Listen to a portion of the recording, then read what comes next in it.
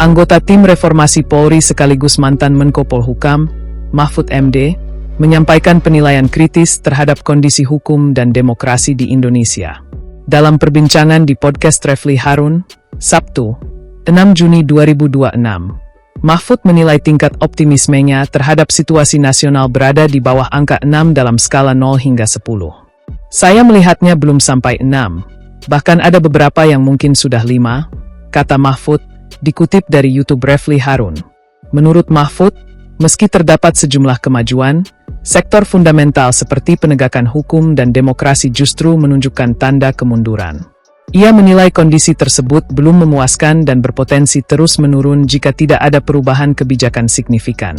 Mahfud secara khusus menyoroti praktik penegakan hukum yang menurutnya belum menyentuh persoalan korupsi besar yang menjadi perhatian publik. Ia menilai aparat penegak hukum lebih sering menangani perkara-perkara yang relatif mudah dibanding membongkar kasus besar yang memiliki dampak luas. Penegakan hukum terhadap korupsi misalnya tidak menyasar gejala-gejala yang dirasakan langsung masyarakat. Kasus yang ditangani justru terkesan seperti mencari setoran, ujarnya.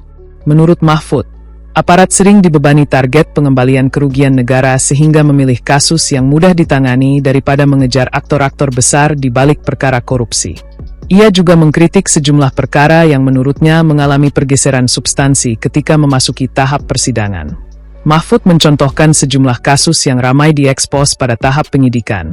Tetapi dakwaan yang dibacakan di pengadilan justru berbeda dengan tuduhan awal yang disampaikan kepada publik. Akibatnya, kata dia, banyak kasus besar yang semestinya menjadi perhatian utama justru tidak tersentuh secara maksimal. Selain hukum, Mahfud mengaku khawatir terhadap perkembangan demokrasi yang menurutnya menunjukkan gejala semakin hegemonik. Ia melihat pola yang pernah muncul pada periode sebelumnya kini kembali direplikasi, yakni kecenderungan membalas kritik terhadap pemerintah melalui pelaporan hukum. Menurut dia, kritik yang disampaikan masyarakat semestinya menjadi bagian dari mekanisme demokrasi dan bukan diperlakukan sebagai ancaman terhadap pemerintah.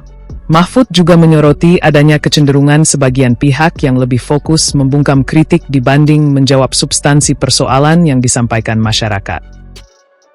Mahfud turut menyinggung komitmen pemberantasan korupsi yang kerap disampaikan Presiden Prabowo Subianto dalam berbagai kesempatan. Menurutnya, pidato dan komitmen politik Presiden sejauh ini belum sepenuhnya tercermin dalam implementasi di lapangan. Itu yang kita tunggu sebenarnya dari Presiden. Karena yang dirasakan oleh masyarakat, paling tidak sampai sebulan lalu, apa yang dipidatokan oleh Pak Prabowo itu belum terlaksana di tingkat implementasi, katanya. Ia menilai semangat pemberantasan korupsi yang disampaikan Presiden belum diikuti oleh langkah penegakan hukum yang konsisten dan menyentuh kasus-kasus besar. Mahfud juga mengaku masih mempercayai Indeks Persepsi Korupsi, IPK, yang diterbitkan Transparency International sebagai salah satu indikator penting untuk mengukur keberhasilan pemberantasan korupsi. Menurutnya, penurunan skor IPK Indonesia mencerminkan persepsi publik yang muncul dari realitas yang terjadi di lapangan. Kalau sekarang nilainya anjlok, memang terlihat korupsi makin merajalela.